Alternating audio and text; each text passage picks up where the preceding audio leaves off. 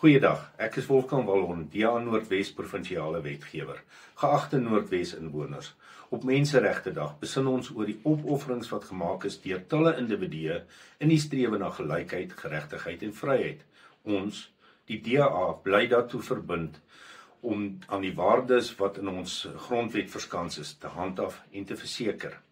Menseregtedag dien as 'n herinnering aan die vordering wat ons as 'n land gemaak het, maar ook aan die werk wat nog voorlê. Te veel van ons leef steeds met ongelykheid en armoede. Dit is ons verantwoordelikheid om hierdie uitdagings aan te spreek en 'n samelewing te bou waar elke individu die geleentheid het om te groei. Ons doen 'n beroep dat alle partye beleid prioritiseer wat menswaardigheid, ekonomiese bemagtiging, kwaliteit onderwys, geskikte gesondheidsorg, natuurlike omgewings, infrastruktuur wat onderhou word en basiese dienste bevorder.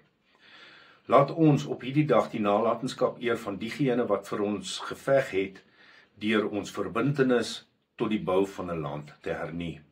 Die DA Noordwes sal die strewe na gelykheid en geregtigheid voortbou. Dankie.